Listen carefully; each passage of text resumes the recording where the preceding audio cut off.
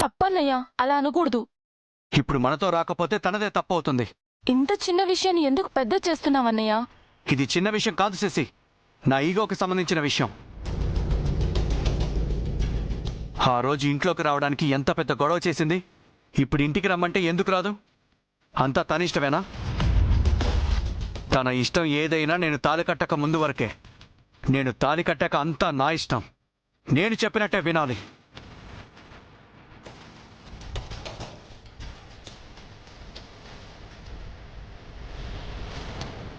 సతీ, సావిత్రి, అనసూయ, సుమతి అంటూ పతివ్రతల పేర్లు చెప్పావు కదా.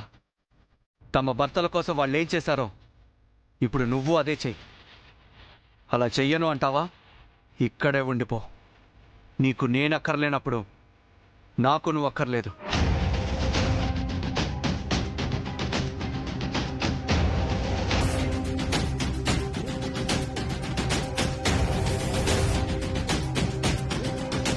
అన్నయ్య, నోటికొచ్చినట్టు మాట్లాడుకో.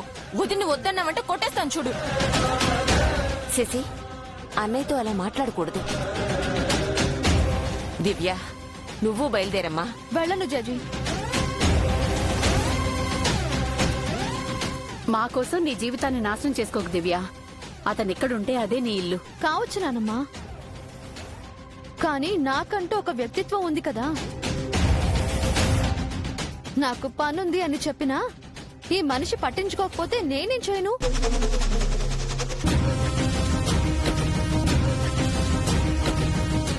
తాళి కట్టాను, అంతా నా ఇష్టం అంటున్నాడు.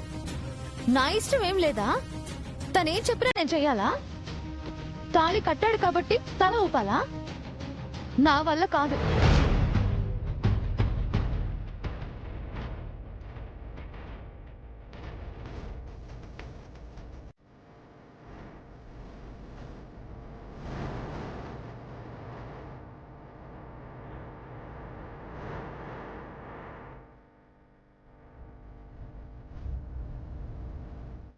దివ్య, బావతో వెళ్ళమ్మా. నువ్వు కూడా ఏంటన్నయ్యా? ఈ అన్న ఎప్పుడూ నీకు మంచే చెప్తాడమ్మా. ఇప్పుడు కూడా నేను మంచి కోరే చెప్తున్నాను. బావ ఎక్కడుంటే నువ్వు అక్కడే ఉండు. బావ దగ్గరే నీ సంతోషం ఉంది.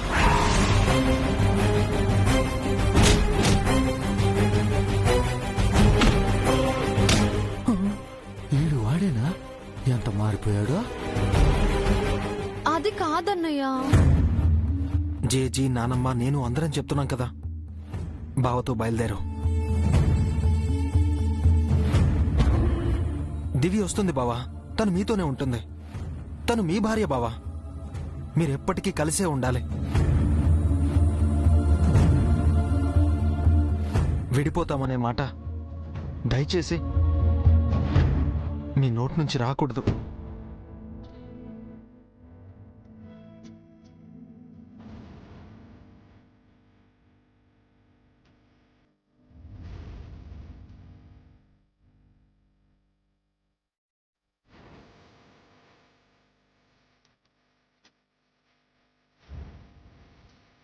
దివ్య, సరే అన్నయ్య, నువ్వు చెప్పావు కాబట్టి ఆయనతో వెళ్తాను.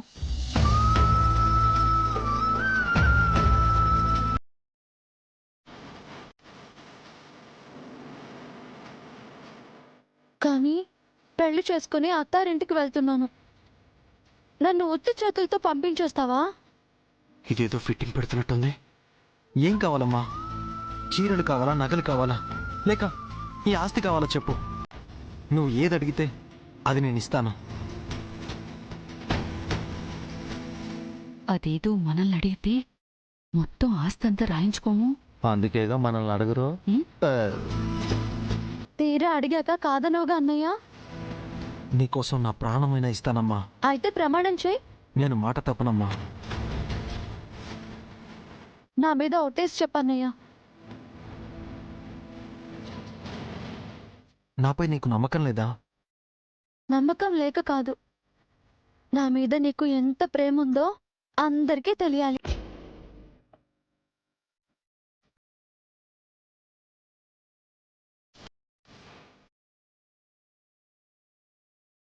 ఒట్టేస్తున్నాను.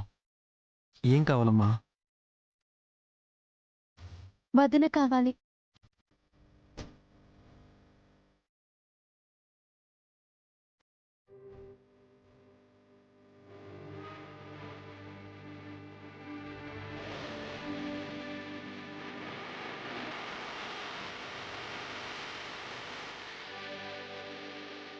శశి నీ భార్య కావాలి. శశిని నువ్వు పెళ్లి చేసుకోవాలి.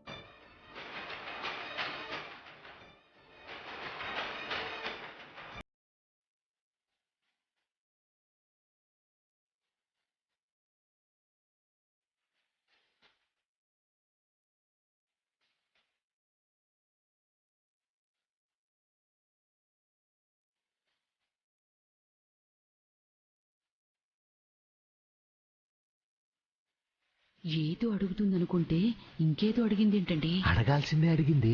మంగా మేడం గారి కూతురు అనిపించుకున్నారు అమ్మాయి గారు. చెప్పన్నయ్యా, శశిని పెళ్లి చేసుకుంటాను అని చెప్పు.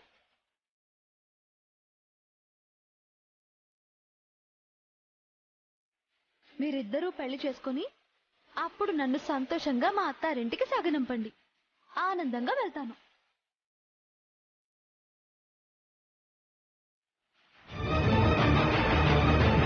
తను చెయ్యాలనుకున్న ముఖ్యమైన పని ఇదా? నువ్వు శశిని పెళ్లి చేసుకుంటేనే అన్నయ్య జరిగిన నా పెళ్లికి అర్థం. శశి సంతోషంగా ఉన్నప్పుడే నేను సంతోషంగా ఉంటాను.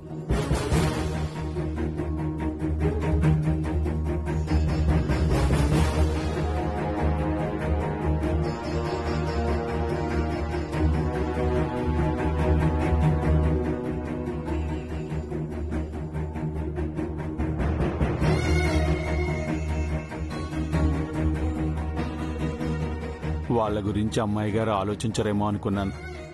బాబు ఎదురు తిరగకుండా కట్టి పడేశారు. అమ్మ దివ్య, బామ్మగారు, ఈ పెళ్లి జరిగితే శశి ఎలా జరగాలనుంటే అలా జరుగుతుంది. ఇప్పుడు దివ్యను ఆపొద్దు. చెప్పన్నయ్యా, శశిని పెళ్లి చేసుకుంటావా? అది కాదమ్మా. మాట తప్పను అన్నావు. అది తప్ప ఇంకేదైనా అడగమ్మా. నేను నోరు తెరిచి నిన్ను అడిగిన మొట్టమొదటి కోరిక అన్నయ్య, ఆఖరి కోరిక కూడా ఇదే. దివ్య, అది ఇంకేం చెప్పకన్నయ్య, ఒట్టేశావు. నువ్వు మాట తప్పితే నేను చచ్చిపోతా. దివ్య,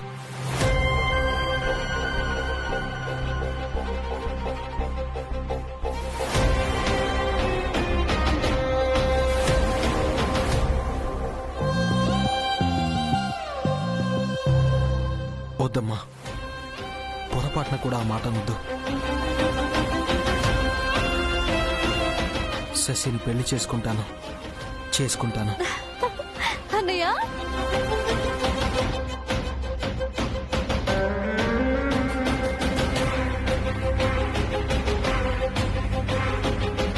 అభిని పెళ్లికి ఒప్పించటానికేనా ఆ ఇంటికి వెళ్ళనని ఇంత పెట్టు చేసింది? ఎంతైనా మంగ కూతురు కదా చంద్రిక.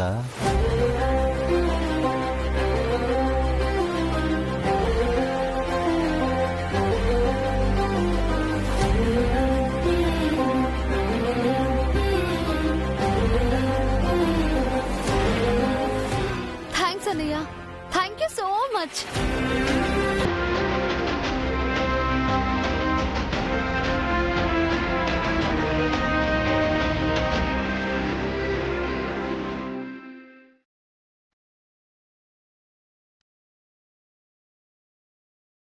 శశి, ఇప్పుడు నీకు సంతోషమేగా?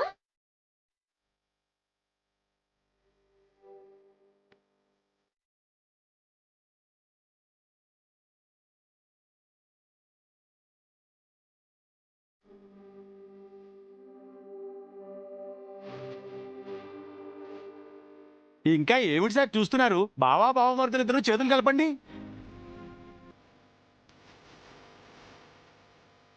వెంటనే పెళ్లి పనులు మొదలు పెట్టాలి. ఏమండి శ్రీవారు, మా అన్నయ్య పెళ్లి జరగబోతోంది. నేను ఇక్కడే ఉండి ఆ పనులన్నీ చేయాలి. పెళ్ళయ్యాక మన ఇంటికి వస్తాను. ఇక మీరు బయలుదేరొచ్చు. మళ్ళీ వాళ్ళు అక్కడికెందుకు అమ్మాయి గారు, అందరూ ఇక్కడే ఉండి పెళ్లి జరిపించేద్దాం. చేజీ నానమ్మ అలా చేయొచ్చా? నీకెలా ఇష్టమైతే అలా చెయ్యమ్మా. నీ ఇష్టమే మా ఇష్టమమ్మా. పెళ్లి కాని ఆడపిల్ల ఇంట్లో ఎందుకు? శశి మేడము అబీబాబు గుండెల్లోనే ఉన్నారు, ఇంట్లో ఉంటే తప్పేంటండి? అది కాదురా, అది ఆచారం కాదా? నేనే ఒప్పుకున్నాక మీకేంటి ప్రసాదు? శ్రీవారు అయితే మీరు కూడా ఉండొచ్చు.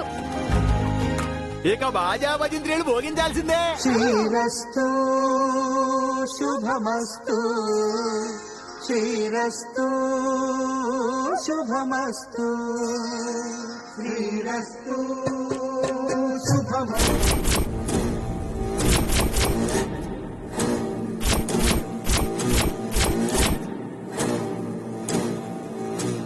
ఆ ఇంట్లో చావు వస్తుంది అనుకున్నాం గాని శుభకార్యం వచ్చింది మేడం.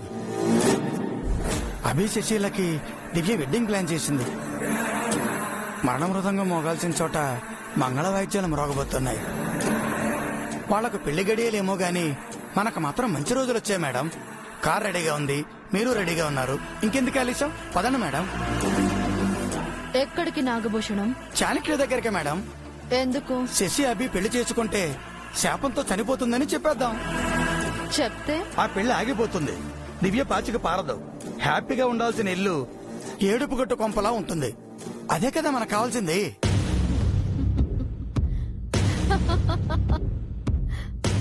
పెచ్చి నాగభూషణం, శ్రీకృష్ణుడి రాయభారం ఫలించి ఉంటే ఏం జరుగుండేది? కురుక్షేత్రం జరగకుండా ఆగేది మేడం. ఈ విషయం తెలిసి కూడా కృష్ణుడెందుకు రాయభారాన్ని రసాభాస చేశాడు? ఆ దుష్ట సంహారం కోసం మేడం. ఎగ్జాక్ట్లీ. మనం కూడా అలాగే శత్రు సంహారం చెయ్యాలి. అర్థం కాలేదు మేడం. ఆ ఇంటి శాపం విషయం ఇప్పుడే చాణక్యకి చెప్పొచ్చు, రేపు చెప్పొచ్చు, ఎల్లుండి చెప్పొచ్చు, కానీ కిక్కుండదు. మరి ఎప్పుడు చెప్పాలి మేడం? పెళ్లి మండపంలో భాజా భజంత్రీలు మోగుతున్న వేళ, వేద మంత్రాలు ప్రతిధ్వనిస్తున్న సమయంలో, అభి శశి మెళ్ళో తాళి కట్టబోయే ఆరక్షణం ముందు చెప్పాలి. అప్పుడు కూడా పెళ్లే కదా మేడం ఆగిపోతుంది. పెళ్లి ఆపడం నా ఉద్దేశమే కాదు నాగభూషణం. అంతమంది బంధువుల ముందు, వచ్చిన అతిథుల ముందు, ఆ పెళ్లిని టీవీలో చూస్తున్న వేలాది జనాల ముందు, సూర్యదేవర కుటుంబానికి శాపం ఉందని, ఆ శాపంతో 5 కోడళ్లు అసురులు బాసారని, 6వ కోడలు బలి కాబోతోందని తెలిస్తే ఎలా ఉంటుంది? అందరూ ఆ ఫ్యామిలీని క్రిమినల్స్ లా చూస్తారు. భ్రమరాంభ, కల్పన కృంగిపోతారు. శాపం కోడలికి కాదు ఆడపడుచుకి అని అసలు నిజం చెప్పలేని ఈ అభి కుమిలిపోతాడు. పీటలపై పెళ్లి ఆగినందుకు శశి చచ్చిపోతుంది. చాణక్య ఫ్యామిలీపై పగబట్టి దివ్యని వదిలేస్తాడు. అది అవమానంగా భావించి ఆ ఫ్యామిలీలో ఒక్కరొక్కరు పిట్టల్లా రాలిపోతారు. ఆ ఇల్లు శవాల దిబ్బలా శ్మశానంలా మారబోతోంది.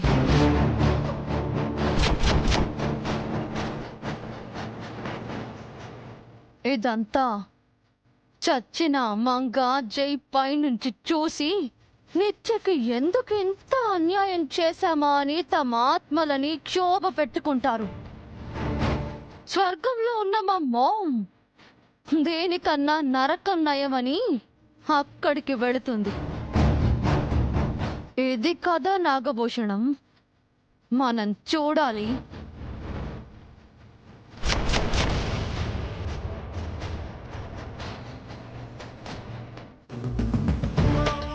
మేడం, మీరు ఎక్కడ ఉండాల్సిన వారు కాదు, ఎక్కడో ఉండాలి. బతుకున్న వాళ్ళకి చావుని, చచ్చిన వాళ్ళకి నరకాన్ని చూపించబోతున్నారంటే మీరు మామూలు కాదు మేడం. పైకి లే నాగభూషణం. నేను చెప్పింది కొంతే, జరిగేది చూస్తే మామూలుగా ఉండదు. మండపంలో పెళ్లి కోసం వెయిటింగ్.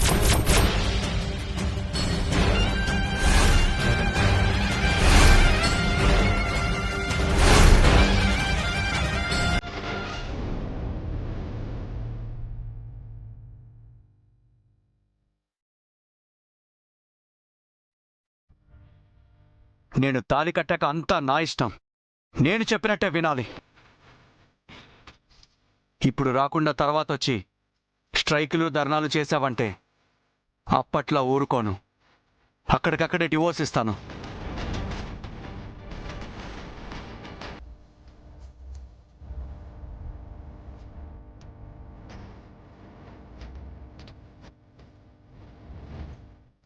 సార్, కాలు కాలిన పిల్లలా తిరుగుతూ కంగారు పడుతున్నారు, ఏమైంది? అనుకున్నది ఒక్కటి అయింది ఒక్కటి అంటారు కదా, అలా ఉంది నా పరిస్థితి. అంతా మీరు కోరుకున్నట్టే జరగబోతుంది కదా సార్. శశి మేడం అభిబాబు పెళ్లి చేసుకోబోతున్నారు. 2-3 రోజుల్లో పెళ్ళని కూడా అనుకున్నాం కదా. దానికి కారణం ఎవరు? అమ్మాయి గారు. తను అలా చేస్తుందని నేను ఎక్స్పెక్ట్ చేయలేదు. నిజం చెప్పాలంటే నేను కూడా ఊహించలేదు సార్. అదిరిపోయే ట్విస్ట్ ఇచ్చారు అమ్మాయి గారు. అది నీకు ట్విస్ట్, నాకు టంగ్ ట్విస్ట్. అర్థం కాలేదు సార్. దివ్య అంత మంచిదని తెలియక తనను చాలా కష్టపెట్టాను. ఎంతో అవమానించాను. అనరాని మాటలు అన్నాను. నా మాటే వినాలన్నాను. ఆఖరికి నాతో ఇంటికి రాకపోతే వదిలేస్తాను అన్నాను. అందుకే సార్, ఎదిగే వరకు చెవులు, ఎదిగాక నోరు మూసుకోమన్నారు పెద్దలు. మీరేమో చెవులు మూసుకుని నాలుకని ఏటీఎం కార్డులో వాడేశారు. ఇప్పుడు నేనేం చేయాలి చారుకేశా? మీ అమ్మాయి గారిని నేను ఎలా ఫేస్ చేయాలి? ఇది ముందు ఆలోచించాల్సింది సార్. అనాల్సినవన్నీ అన్నాక అయ్యో రామా అంటే ఎలాగండి? దెప్పి పొడవకు. ఏదైనా ఐడియా ఉంటే చెప్పు. Okay sir. Once upon a time me salt pepper తిన్నాను కాబట్టి చెప్తాను. సింపుల్ గా అయిపోయేలా చెప్పు. Very simple sir. అమ్మాయి గారిని గదిలోకి తీసుకెళ్లి తలుపేసి చారుకేశా, చెప్పేది వినండి సార్. సెన్సార్ జోలికి వెళ్ళకండి. తలుపేసి అమ్మాయి గారికి ఓసారి చెప్పండి. వాట్? ఈ సింగమనేని చాణక్య శౌర్య ప్రతాప్ ఒక అమ్మాయికి సారీ చెప్పడమా? ఇంపాసిబుల్. ఇప్పుడు గానీ మీరు సారీ చెప్పలేదనుకోండి, అమ్మాయి గారు పగపడతారు, ప్రతీకారం తీర్చుకుంటారు. ఈ ఇంటి ఆడపడుచుగా శశి మేడంని రాసి రంపాన పెడతారు. అభిబాబుతో చెప్పి శశి మేడంని కొట్టిస్తారు, కన్నీళ్లు తెప్పిస్తారు. ఏంటి చారుకేశా ఇలా భయపెడుతున్నావు? అయినా దివ్య అలాంటిది కాదు, చాలా మంచిది. అలాంటివేం చేయదు. ఆ అమ్మాయి గారు మంచివారే సార్, కానీ కోపం వస్తే మా చెడ్డావిడండి. అయితే సారీ చెప్పాల్సిందేనా? ఇంకా ఆలోచిస్తారేమిటండి? శ్రీకృష్ణుడు అంతటి వాడే సత్యభామ కాళ్ళు పట్టుకున్నాడు. వెళ్ళండి సార్, వెళ్ళండి సార్.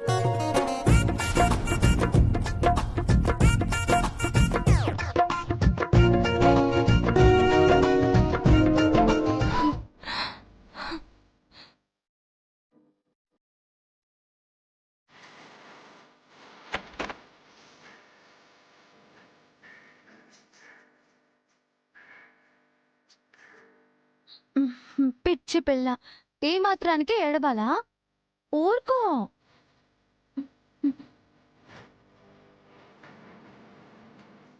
థ్యాంక్స్ వదినా, నువ్వు చేసిన ఈ మేలు జన్మలో మర్చిపోలేను.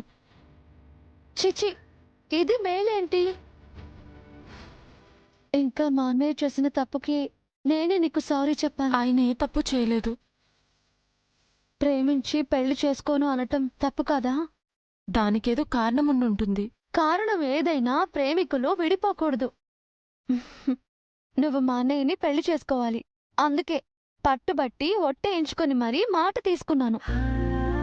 నువ్విలా చేస్తావని నేను అస్సలు ఊహించలేదు వదినా. మీ పెళ్లి చేయాలని నేను మీ ఇంటికొచ్చాను. మీ జంటని చూడాలని నేను ఆశపడ్డాను. దేవుడి దయ వల్ల నేను కోరుకున్నట్టు జరుగుతుంది. ప్రేమించిన మనిషితో నువ్వు సంతోషంగా ఉండబోతున్నావు. మా అన్నయ్య నీకు అన్యాయం చేసినా నువ్వు నాకు న్యాయం చేస్తున్నావు. కానీ వదినా, మా అన్నయ్య చాలా మంచివాడు. ఆయన నిన్నెంత ప్రేమిస్తారో అన్నయ్య నన్ను అంత ప్రేమిస్తారు. అమ్మను చెల్లెను ప్రేమించేవాడు భార్యను తప్పకుండా ప్రేమిస్తాడు అంటారు. మీది ప్రేమ వివాహం కాకపోయినా అన్నీ నిన్ను ప్రేమిస్తాడు వదినా. నిన్ను తన గుండెల్లో పెట్టుకుని చూసుకుంటాడు. సరే సరే, పెళ్లికి ఎక్కువ రోజులు లేవు, చాలా పనులున్నాయి. నువ్వు కిందికెళ్ళు. అది కాదు వదినా.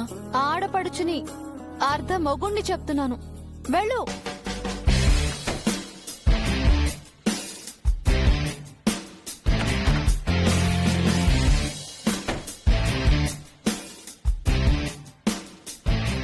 అప్పటి వరకు బాగున్నది, నా టాపిక్ రాగానే డైవర్ట్ చేసిందేంటి?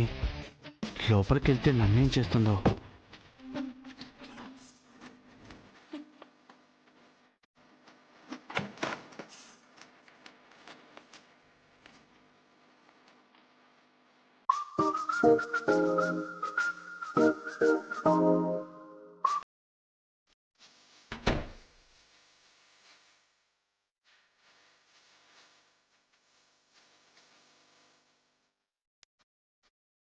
ఎలా స్టార్ట్ చేయాలి? ఏదోలా చెప్పేసేద్దాం.